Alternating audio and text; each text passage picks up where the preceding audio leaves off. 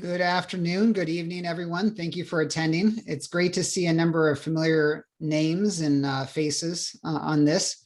Welcome to the Tufts Lawyers Association's Tufts Judicial Series featuring Judge Andre Birotte. My name is Tom Dunn. I'm the TLA president. I'm an attorney that practices in Providence, Rhode Island, and Boston, Massachusetts.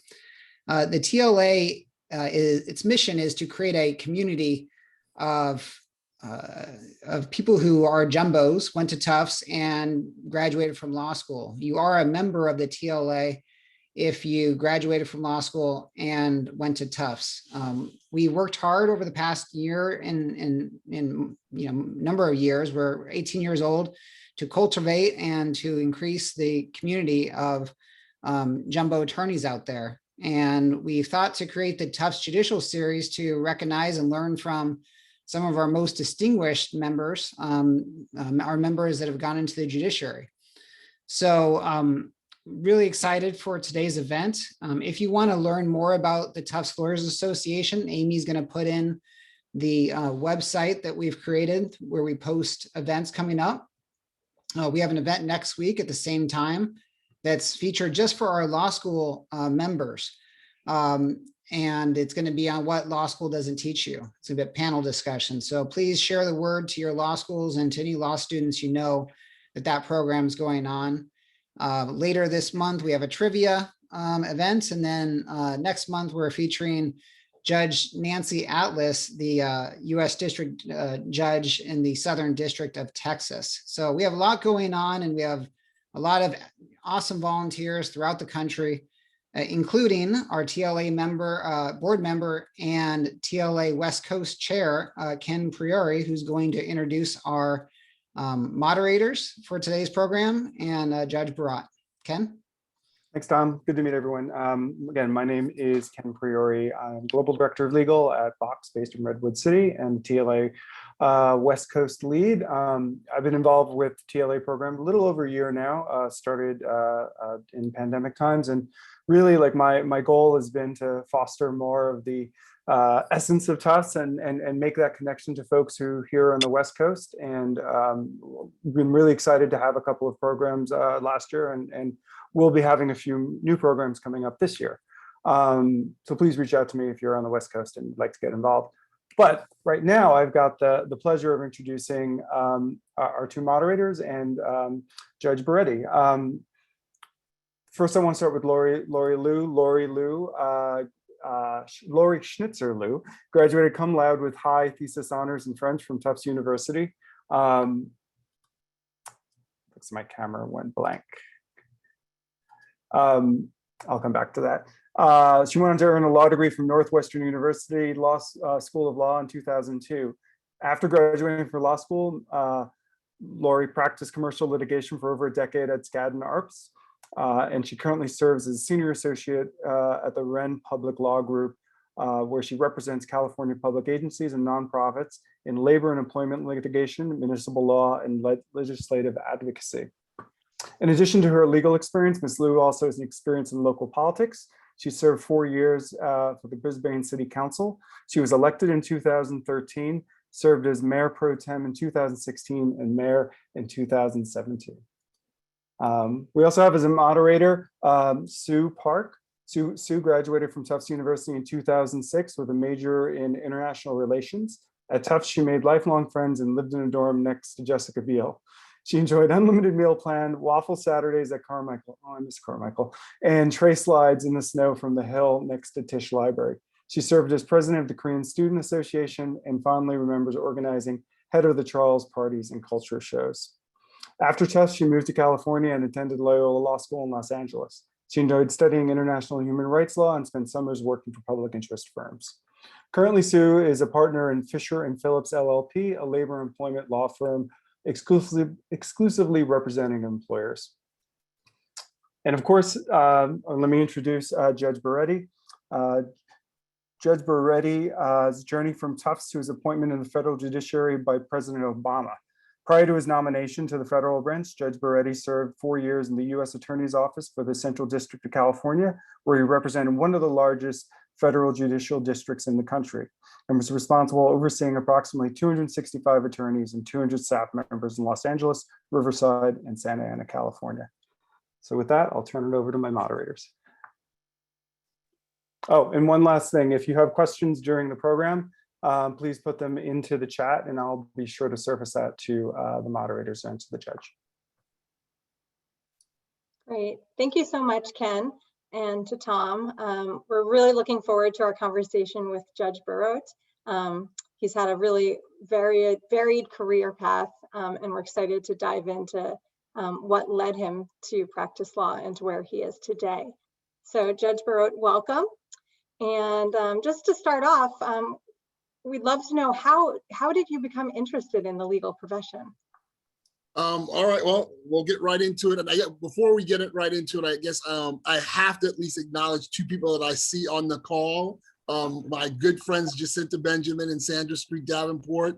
Two people who I'm good friends with, but I'm thankful that the FBI did not contact during my background check because they have all the skeletons. But how I got started in this path of legal career, if I'm being completely honest with good friends here, I'm the son of Haitian immigrants, and some of you may relate to this. Back in those days, a friend of mine had a joke that kind of sums it up, and he says, when you're the child of immigrants, you have three choices growing up: doctor, lawyer, or failure. And so that was sort of the pathway for me, if you will. My dad was an orthopedic surgeon. He emigrated from Haiti to Mexico, where he went to medical school, and then went to, of all places, Newark, New Jersey. And I'm my father's namesake. So the assumption was that I was going to be a doctor. But after I took my first chemistry class at Tufts, I realized that that wasn't going to happen. And so then it was sort of, all right, what's next? What are we going to do? And I had a great time at Tufts. Don't get me wrong. I did all the kind of things that I would hope my kids would do in college, most of them, I should say. I pledged a fraternity. I was a DJ in college for fraternity parties. I delivered food for a Chinese restaurant late at night. I did all the great things, but I wasn't really sure what I wanted to do after college. I took a criminal justice class that piqued my interest a little bit. I thought this was kind of neat. And so after law school, I came home and I decided, my parents, I'm the son of immigrants, you don't come home and just lounge, you got to work. And so I got a job working at a law firm, and I was just a gopher for this personal injury firm. And one of the things that I've learned throughout my career is the value of mentorships, and it kind of started there, quite frankly. One of the partners at the law firm just took me everywhere with it, meeting clients, getting them to sign retainer agreements, carrying his book bag. Another lawyer, Joanne Pietro, she took me around and explained to me legal research and writing and why she did the things the way she did. And one of them told me, look, I love this job. My name is on the letterhead here. But he said nothing was better than being an Essex County prosecutor. And Essex County is the county I grew up in New Jersey. And that resonated with me. And so went to law school, and how I ended up out west, again, just being honest with my friends here, I'm freezing my behind off in New Jersey. I get this flyer of this school looking out over the ocean. I'd never been farther west than Chicago at that point in my life. I called the number at the bottom, when you get all those solicitations. If you have any questions, call this number. I don't know what came over me. I called. And the next thing I know, I'm on the phone with the dean of the law school, and we're talking about my grades, my LSATs. And he says, if you ever have a chance to come out to California, come visit. You'd be really competitive. And I'm dating myself, but this is real. And I think Jacinta and Sandra would confirm this. I'll never forget at Tufts, credit card companies would try to get you to sign up to have credit cards, particularly when you were graduating. And I can't remember if it was Amex or Visa. They offered two $99 vouchers anywhere in the US if you signed up for that credit card. And I did. So I had a $99 voucher, and I flew out to California to visit. Didn't know a soul out here. I mean, no one. And I'll never forget getting out of the airport, renting a Ford Festiva, trying to find a hotel that was close to Malibu. I stayed at the Hotel Carmel in Santa Monica way before the promenade was what Santa Monica Promenade is now. And I drove out to Pepperdine to visit the dean there, and we had a great conversation, and he and I are close friends to this day. And so that's a long-winded way of saying how I ended up out here in California. Thank you, Judge Birotte, for that. As an immigrant, coming from an immigrant family, I can relate to your story about, not having much options other than doctors or lawyers. But how has your upbringing as an immigrant, coming from an immigrant family, influenced you the way you think about, making decisions in cases before you, if it impacts anything?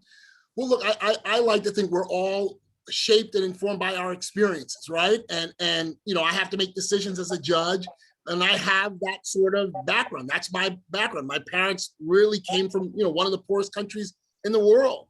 And so those things resonate with me.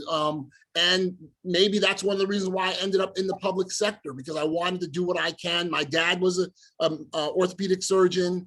When he first started his practice, some patients couldn't pay, and he had a barter system. That's how we got our dogs. That's how we got a ping pong table. Patients couldn't pay with cash, but they paid in services. My mom was a teacher. In fact, she was my first grade teacher, and I have numerous receipts for therapy from that, but that's a whole other story. So I grew up in an environment of helping people, and I think that has shaped the career paths I've taken, and probably shapes how I look at individuals that come to court. I always try to remember they're human beings. They have issues that may need to be resolved. I may disagree with those issues, but I think my role and responsibility is to make sure that everyone has an opportunity to be heard fairly and make a decision based on the law. Thank you, Judge Birotte. Getting to your career path, you had spent some time as a U.S. attorney prosecuting cases. Can you talk a little about what it was like transitioning from being a U.S. attorney to adjudicating cases before you? I guess the easy, well, not the easiest way, but the shortest way of trying to describe it. I mean, look, you go from playing in the game to being the umpire or the referee, right? I mean, when you're in trial, you're in the mix, you're arguing, you're making you're advocating on behalf of a client. As a judge, you don't get to do that. I'll never forget this. My first trial as a judge, witnesses on the stand, counsel says, objection, and states the ground. And I look over to the other side, and then I was like, oh God, I'm supposed to decide that now, because I was so not used to, being in that position. And that's really the biggest difference. Don't get me wrong, I love this job. It's a lot of fun, but you are not in the trenches. And look, judges, particularly, I shouldn't say judges, but I go back with my law clerks. We talk about a trial. I'm like, oh, okay, I'm curious why they didn't ask this question. Oh man, I wish I knew more about why they went this route. But that we're not advocates. We're supposed to call the balls and strikes. And how has that been? Because I can kind of relate to that. When I was on the city council, I was also in a similar, quasi-judicial role, and I had to kind of refrain from asserting my opinion. And instead of being an advocate when I was in campaign mode, I had to really be more of like a judge. So what was that like to have to be the judge rather than being able to advocate for positions? I mean, it is it's going to sound cliche, but it is a very humbling and sobering position. I'll give you by way of example, particularly in criminal cases. When I got confirmed, one of the things I did is I met with every judge in the building. Even though I knew them from my prior roles, I just wanted to sit down with them to get their advice. Okay, now I've been confirmed. What's this really like? What should I do to prepare? And every one of the judges, everyone said, the hardest part of your job is going to be criminal sentencing. And I heard it, but in my head, I was thinking, okay, I understand why you feel that way. Most of my colleagues, I should say most, a number of them have primarily civil backgrounds.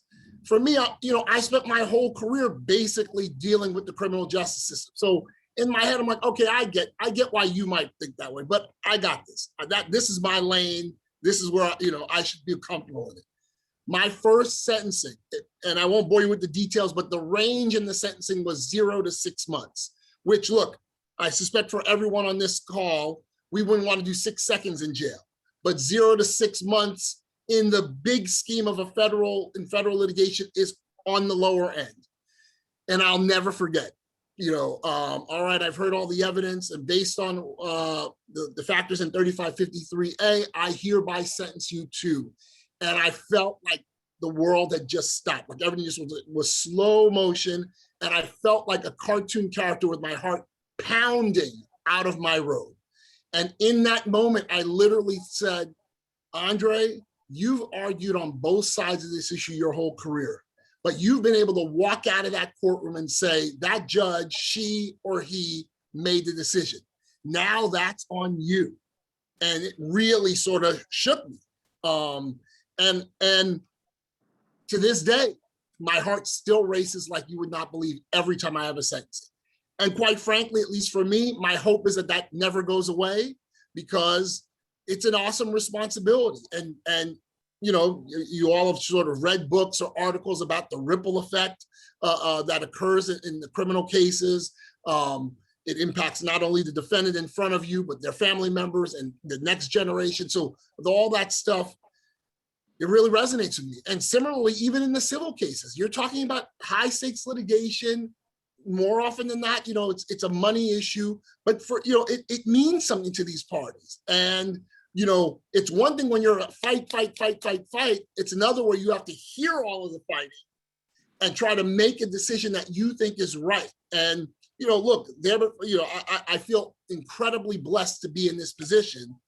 But, I often say, look, I'm a Haitian kid from New Jersey, and I'm making these decisions that, have an impact. I mean, again, I'm a storyteller, so forgive me, and it's the New Jersey me that talks a lot. So I'll never forget, when I was on the bench, I received a TRO in a case, and I'm thinking, okay, what is it? And it dealt with when former President Trump issued a Muslim ban.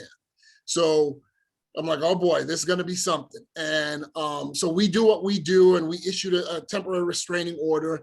And I knew it was something, but I didn't, it was another day in the office, okay?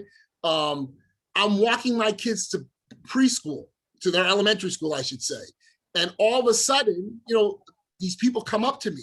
They're like, Judge. And I'm like, how do you even know that? Because I'm just the guy in a suit that walks his kids to school. I've been doing this for the last 3 or 4 years. They're like, you're that judge. And, when you hear that, your mind sort of plays tricks on you. Like, is this a good thing or a bad thing? But the notion that me making a decision had impacted so many other people that they were coming up to me. Thank you. I'm so glad you were there. I was like, wow. I mean, it means something, and and that's very different than the roles that I've been in the past. Judge, folks on the program want to know, was it 0 or 6 months for that first ruling? Well, how did you decide? It was, if my memory serves me correctly, I think it was a 4-month sentence. Fair enough. That's very powerful. And when you're appointed, I think Ken explained this, but you were appointed by President Obama in 2010 as a U.S. attorney, and I think you were the first African-American U.S. attorney for the Central District.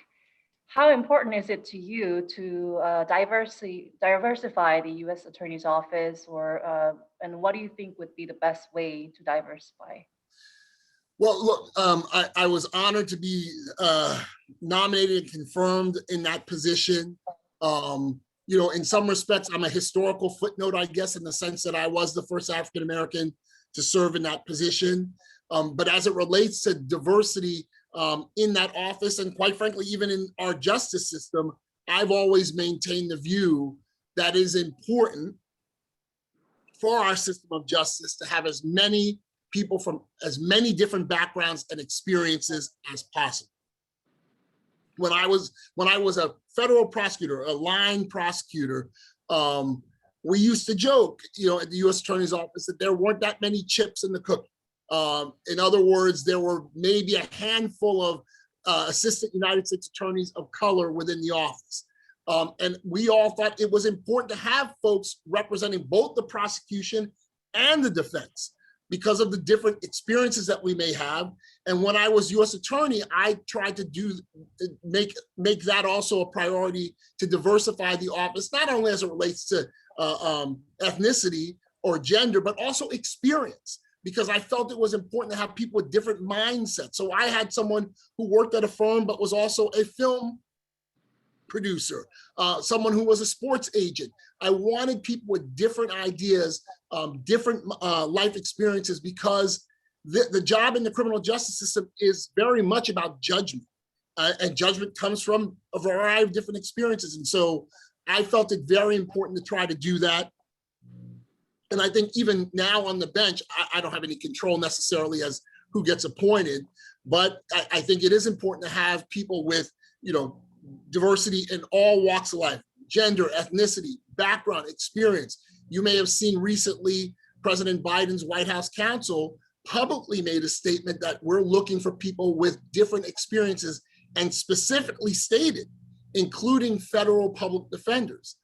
That's significant because many of you may or may not know, I believe there are less than 10 federal judges in the country that have a federal public defender background in the entire country. Most, if not all, are private practitioners. Many were like me, former US attorneys, but federal defenders, even deputy federal public defenders, virtually non-existent. And that was the case for a long time in the state of California, in the state judiciary. And the question that becomes, is there something about their background and experience that would make them less qualified to be a judge? Me having done both sides, I feel that they are as qualified to represent the justice system because they've been in the mix. But for many years, it was viewed as a scarlet letter. And so, I come back to the notion that having people with different backgrounds and experiences, in my view, is only a plus for our justice system. Well, that's great to hear we're moving in the right direction in terms of diversity, especially at the federal level. Can you talk a little bit about your experience as an inspector general for the LA Police Department? You had that role prior to serving as a U.S. attorney, where you were responsible for conducting and overseeing the internal investigations and ensuring compliance with the policies and mandates of the federal government. For those of us who may not be familiar with the work of the Inspector General, can you talk a little bit more about what that office does and how did that role inform your work today as a judge? That may have been one of the most fascinating jobs I was fortunate enough to have, because I was a lawyer, obviously, but you didn't necessarily have to be a lawyer in this case. You didn't go to court. Your job was to oversee complaints, use of force investigations involving the Los Angeles Police Department. And many of you may know, LAPD is a pretty well-known police agency nationally and internationally, for good or bad.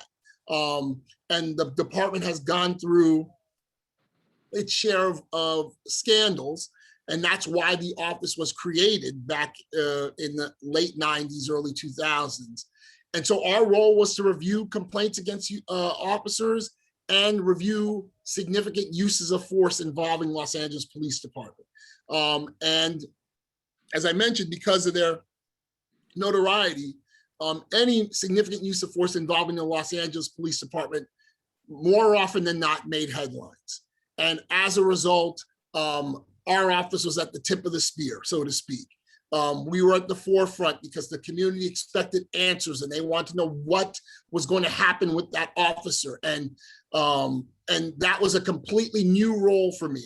I'm a behind the scenes type of guy. I'm an inherently shy person, but being in that position, you are out front. I mean, I'll never forget one controversial use of force incident that occurred, and I'm out at the scene. Next thing I know, my mom is calling me from New Jersey. She was alive at the time. My brother's calling me from Florida because it's on CNN. The next day I'm on the Today Show, or I'm sorry, not today. Yeah, it was today. NBC, some national program talking about these cases. I mean, you are just in the spotlight, and it was high pressure. It was the kind of job where I told everyone that I hired, you have to be comfortable with someone being pissed off at you all the time, because we were reviewing these use of force cases. And if we found that the officers violated policy, officers and the unions were upset. If we found that the officers did not violate policy, you had community members that were upset. So you were always sort of walking the line. And in some respects, it helped in my current role, in the sense that, as a judge, someone's always going to be unhappy. You got to make a decision. And, I often joke 50% of the room thinks I'm the smartest person in the room and 50% think I'm an idiot. And so that job really helped me, if not for anything, toughen my skin, because you were constantly in the heat of some very thorny issues. And just as a follow-up, we received a question from one of the participants prior to this talk about, how has this role of the Inspector General changed since you held the position? As we all know, police reform is in the news quite a bit these days. Black Lives Matter is at the forefront. So are you familiar with what changes have been made recently to that office? No, not so much specifically as far as changes to the office, other than to say its role, one might argue, has been much more in the spotlight because of this. And I don't mean to sound, I don't want this to come off negatively, but this sort of new or heightened look at police reform. I mean, I find this very fascinating, because I was doing this stuff from 2003 to 2010. And I've seen a number of controversial cases, including cases like the George Floyd incident, not squarely factually, but positional asphyxia, people being put on their stomach. That's been an issue that's gone on in law enforcement for many years. And so when I first heard about the George Floyd incident, I'm like, okay, I'm familiar with that.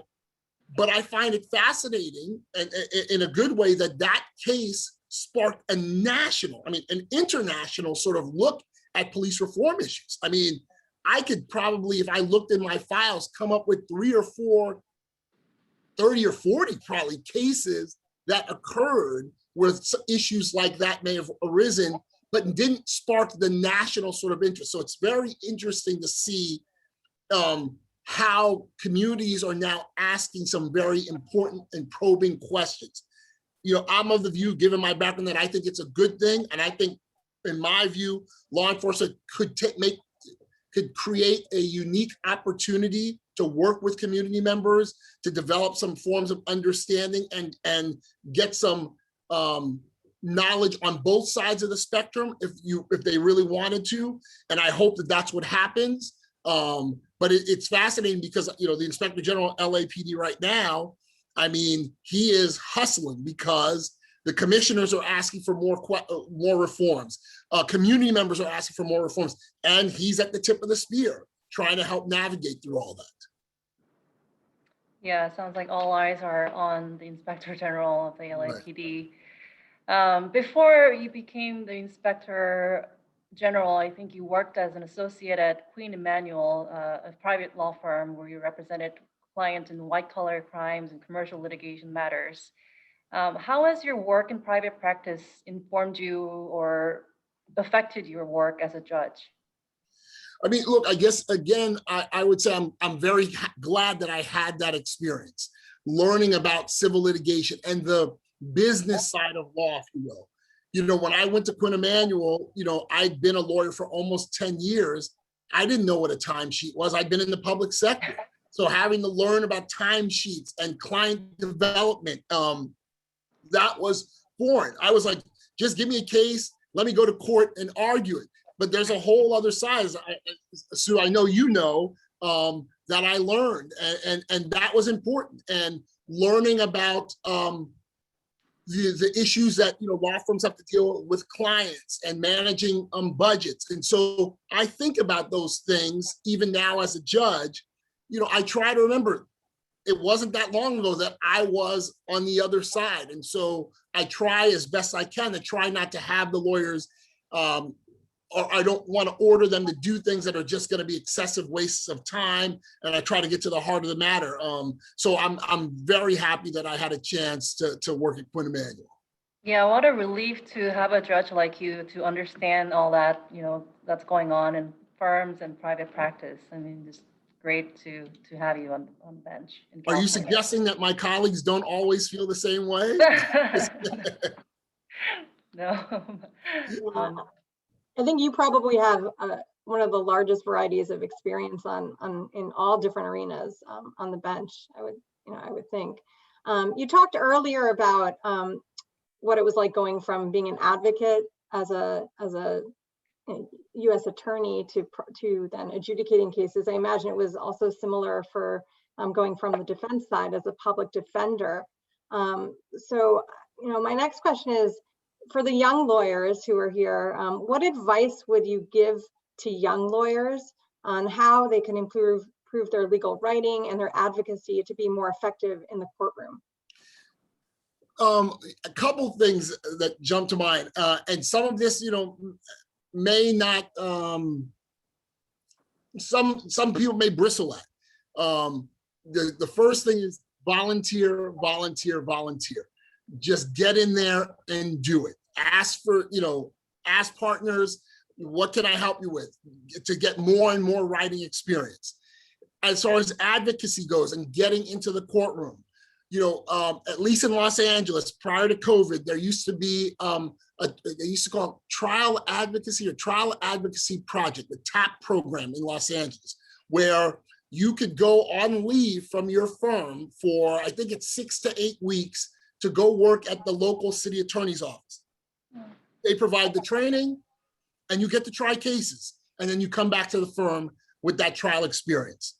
Now, obviously, COVID, that has minimized things. Also, look for opportunities with certain judges. When you become a judge, you go to an orientation program that's affectionately known as Baby Judge School. And so when I went to Baby Judge School, one of the judges I'd heard about, he talked about the fact that in his standing order, he tries to encourage younger lawyers to argue the motions when they're in front of him. And so I talked to them about it. And so what I did in my courtroom, I have a standing order that says, if you, in a civil case, if you indicate in the papers that a junior lawyer will argue the motion, I will guarantee you that you have a hearing. Because in the federal court, particularly in our district, many judges rule on the papers. It's not guaranteed at all that you're going to have a chance to argue. But I say, if you tell me that a young lawyer is going to do it, then we will have a hearing. And I was pleasantly surprised at the number of lawyers that took advantage of that opportunity. And so if you find out that there's a judge that does that, let the partners know that and say, I'd love to argue this motion if given the opportunity. It's just about pushing the envelope, keep constantly asking. And it's like baseball. You got to take a lot of swings before you get a hit, but you just got to keep swinging.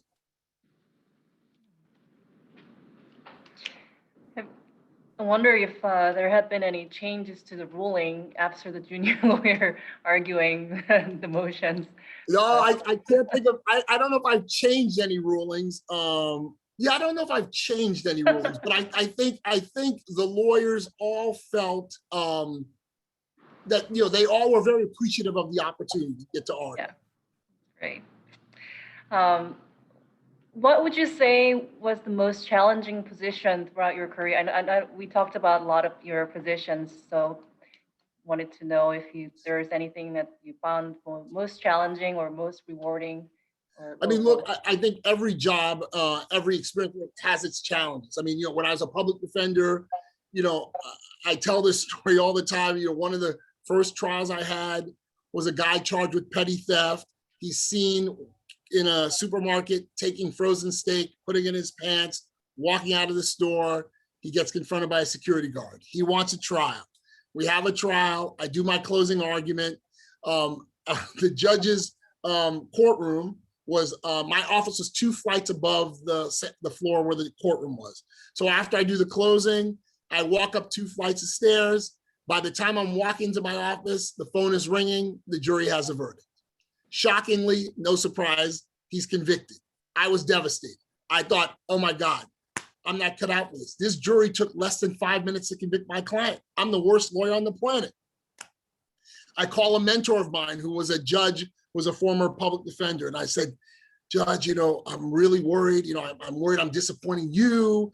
I don't know if I'm cut out for this, and I'm really kind of crestfallen. And he's like, what happened? So I tell him, and he's like, Andre, the guy had frozen steak in his pants. What did you think was going to happen? You have to remember, as a public defender, your job is not necessarily to acquit the client. It is to provide him with a defense. And that's what you did. And so snap out of it, get back and do it again. But, I was devastated, as an assistant United States attorney, that had its own challenges, switching from being a prosecutor, from a defense lawyer to a prosecutor, learning a federal system of law. Inspector General, I talked about that before, talk about stress. One of the things I didn't mention is that one of our roles as Inspector General was to go out to the scenes of these use of force cases. Anytime an officer discharged his or her weapon, that was a significant use of force, and we would go out to the scene. And I would ask people this, just think for a moment, how many times in one given year do you think those significant use of force cases occur? The answer, when I was there, is about 150, maybe a little more per year. So that's like twice a week that something's going on within the city of Los Angeles. And you won't be surprised to know they rarely happen between the hours of 9 a.m. and 5 p.m. More often they occur between the hours of 10 p.m. and 3 a.m. So we would be out in the middle of, I saw all parts of LA, parts I'd never even seen before at all hours of the night. And, you're out there and, particularly when it's a high profile incident, there's tension in the air. We had shootings in some of the housing projects in Los Angeles. I'll never forget one shooting, literally we're out there. I don't have proof of this, but all of a sudden 3 pit bulls just start roaming the neighborhood. The officers think that folks in the neighborhood knew that LAPD was around and they let their dogs loose to see what would happen. It was wild. It had its own pressures. When I was U.S. attorney, I had, unfortunately, a TSA officer was shot and killed at LAX, Gerardo Hernandez, and getting that phone call and going to LAX and just chaos and speaking, having to speak with his widow and go through that investigation. That had its challenges. So they all have, but I wouldn't trade it for the world. I feel like, as I said earlier, it helped sort of shape and inform who I am. And, I've been fortunate enough to be in this position, and I leave it to others to judge, but I like to think that I'm taking all of those experiences and trying to put them to good use. Judge, we had 2 questions from the room I'd love to jump in with. One was, out of all of the changes that have happened over this year in the pandemic, what are the changes you think to the courtroom process that will kind of hang around? Do you think that there's anything that's happened over this past year that going forward will continue to be in the courtroom? One that jumps to mind, and I don't know if it will stick, but I've noticed, look, our courthouse, the federal courthouse in Los Angeles, has been in essence closed up until about 2 weeks ago to the public. And surprisingly, we've been able to have significant hearings, deal with the cases via Zoom. I had a big antitrust case involving the Writers Guild of America and a number of the major Hollywood talent agencies in Los Angeles. It was a hot, bet the company kind of case. Some of the best lawyers I have ever seen in my life from all over the country. I believe on the plaintiff side that represented the 3 big talent agencies, I think conservatively there were at least 12 to 13 lawyers on that side. And for the Writers Guild, about 6 or 7. And literally coming from all over the country, New York, DC, Chicago, San Francisco. And we had a big hearing on a motion to dismiss. And And I remember thinking, okay, we got it done. And I was talking with my law clerks. I was thinking that hearing in and of itself probably saved the client anywhere from 40 to maybe even $100,000 just in travel, because to have had all of those lawyers come in from all parts of the country, because of the time zone difference, they'd probably get in 1, maybe 2 days before, hotels, renting space, all that stuff, but they were all able to do it via Zoom, and they did it with excellence. And so, and in federal court, federal courts generally it's a no camera policy, but COVID has changed that.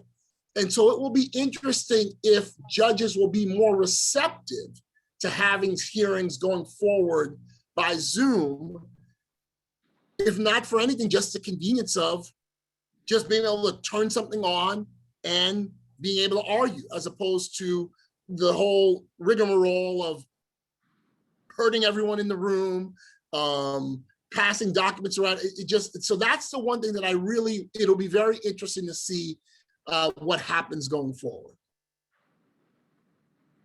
Great. And then, I'm sorry, go ahead, Laurie. No, I think we're kind of getting to the end, so I'd love to be able to maybe ask you one more question. Do we have time? Sure. Okay. It's COVID. Nothing better to do. We've got a lot of Tufts people here today, and I'd love to know, how relevant to your work today was your undergraduate studies at Tufts and your activities that you did there, and what would you recommend helped you most to prepare you in terms of your career growth from your time at Tufts? When I think about my time at Tufts, it really was about trying to jump in the pool, if you will, even in the deep end, and just swimming around and getting as many experiences as possible, because those kind of things, shaped and informed who I am today.